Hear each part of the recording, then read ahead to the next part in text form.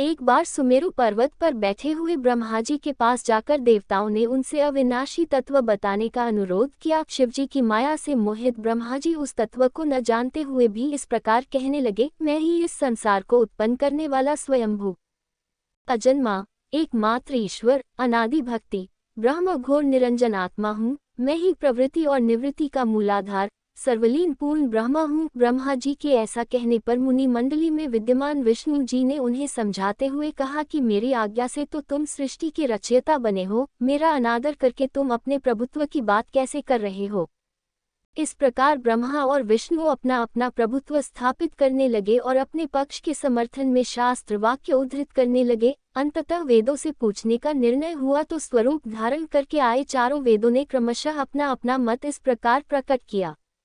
ऋग्वेद ने कहा, जिसके भीतर समस्त भूत निहित हैं तथा जिससे सब कुछ प्रवत होता है और जिसे परमात्मा कहा जाता है, वो एक रुद्र रूप ही है। यजुर्वेद ने कहा, जिसके द्वारा हम वेद भी प्रमाणित होते हैं तथा जो ईश्वर के संपूर्ण यज्ञों तथा योगों से भजन किया जाता है, सबका दृष्टा वह एक शिव ही है। सामवेद ने कहा, जो समस्त संसारी जनों को भरमाता है, जिसे योगी जन ढूंढते हैं और जिसकी भांति से सारा संसार प्रकाशित होता है, वे एक त्रयंबक शिवजी ही है। अथर्ववेद ने कहा, जिसकी भक्ति से साक्षात्कार होता है और जो सब या सुख दैख अतीत अनादि ब्रह्म है, वे केवल एक शंकर जी ही है। विष्णु ने वेदों के इस कथन को प्रताप बताते हुए नित्य शिवा से रमन करने वाले दिगंबर पीतवर्ण धूलि दूसरित प्रेमनाथ कुवेटाधारी सर्वावेष्टित गुरुपिन वाही शिवजी को परब्रह्म मानने से इनकार कर दिया। ब्रह्मा विष्णु विवाद को सुनकर ओंकार ने शिवजी को ज्योति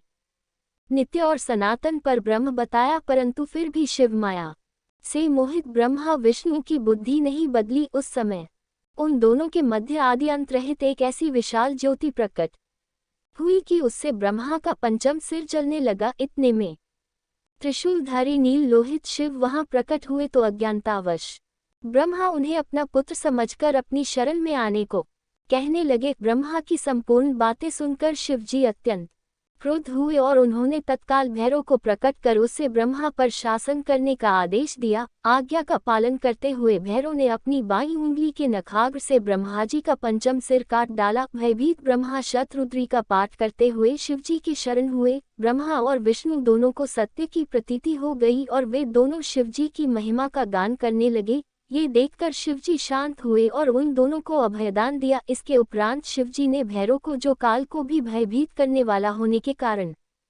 काल भैरव जो भक्तों के पापों को तत्काल नष्ट करने वाला होने के कारण पाप भक्षक नाम देकर उसे काशीपुरी का अधिपति बना दिया। फिर कहा कि भैरव, तुम इन ब्रह्मा विष्णु को मानते हुए ब्रह्मा के कपाल को धारण करके इसी के आश्रय से भिक्षावृत्ति करते हुए वाराणसी में चले जाओ। वहां उस नगरी के प्रभाव से तुम ब्रह्म हत्या के पाप से मुक्त हो जाओगे। शिवजी की आज्ञा से भैरव जी हाथ में कपाल लेकर ज्यों ही काशी की ओर चले, ब्रह्म हत्या उनके पीछे पीछे हो चली। विष्णु जी ने उनकी स्तुति करते हुए उनसे अपने को उनकी माया से मोहित न होने का वरदान मांगा। विष्णु जी ने ब्रह्म हत्या से भैरव जी के पीछा करने की माया पूछना चाहिए, तो ब्रह्म हत्या ने बताया कि वह तो अपने आप को पवित्र और मुक्त होने के लिए भैरव का अनुसरण कर रही है। भैरव जी ज्यों ही काशी पहुंचे त्यों ही उनके हाथ से चिमटा और कपाल छूटकर पृथ्वी पर गिर गया और तब से उस स्थान का नाम कपालमोचन तीर्थ पड़ गया। इस तीर्थ में जाकर सविधि पिंडदान और देव पितृ तर्पण करने से मनुष्य ब्रह्म हत्या के पाप से निवृत्त हो जाता है।